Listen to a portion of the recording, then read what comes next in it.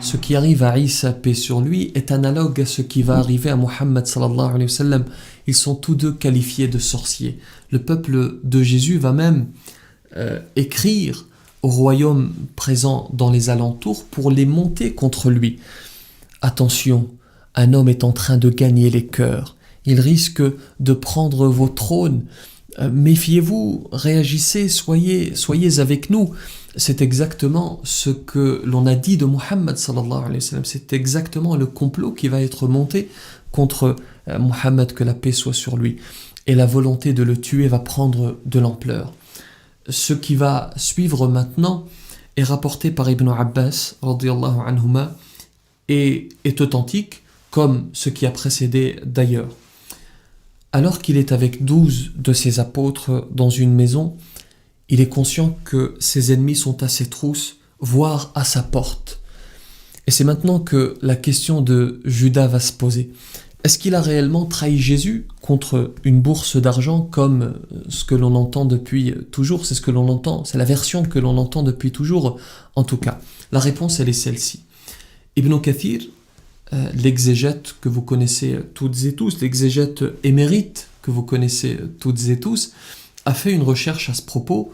Vous avez la source qui apparaît, et il semblerait que Judas, que l'on appelle en arabe Yahuda ou Zachariah Yuta, il semblerait qu'il aurait effectivement accepté de livrer Jésus, de livrer Isa alayhi salam contre 30 dirhams. Le plan était le suivant: il entre dans la maison et il fait la bise et il embrasse Isa alayhi salam pour que ses ennemis puissent l'identifier. La recherche d'Ibn Kathir nous amène donc à penser cela, à penser que c'est bien Judas qui a trahi. Petite précision tout de même, Ibn Kathir dit à la fin de sa recherche « Wallahu a'lam » et Allah sait mieux. Revenons maintenant à notre récit. Sachant qu'ils sont à proximité de lui, Isa alayhi salam va demander à l'un de ses apôtres de se faire passer pour lui. Le plus jeune des apôtres va se proposer et Isa va refuser. Il se propose une deuxième fois, il refuse, puis il va accepter la troisième proposition. Comme cela est indiqué dans le Coran, Isa alayhi salam va être élevé auprès de Dieu avant que ses ennemis n'arrivent, avant que ses ennemis n'entrent dans la maison. Et le Créateur va faire en sorte que le jeune homme qui s'était proposé pour le remplacer, il va faire en sorte que ce jeune homme prenne l'apparence exacte de Jésus alayhi salam. C'est donc lui, ouvrez bien vos oreilles, c'est donc lui qui va être arrêté, crucifié, tué. Voilà l'une des divergences majeures que nous avons avec les chrétiens. Nous, musulmans, sommes certains que Isa alayhi salam n'a pas été crucifié, mais qu'il a été élevé auprès de Dieu. Dieu dit dans le Coran « وَمَا قَتَلُوهُ وَمَا صَلَبُوهُ وَلَكِنْ شُبِّهَ لَهُمْ » Ils ne l'ont ni tué ni crucifié, mais ce n'était qu'un faux semblant.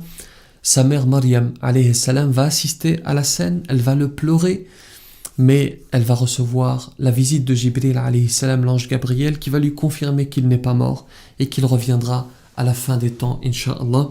Je répète, comme indiqué dans le premier épisode, que chaque religion pense détenir la vérité à son propos et que dans cette série, j'ai mis en avant ce que dit l'islam de Isa alayhi salam, de Jésus, et ce que les musulmans croient fermement. Voilà, vous connaissez maintenant son histoire. C'est un prophète auquel nous croyons, un prophète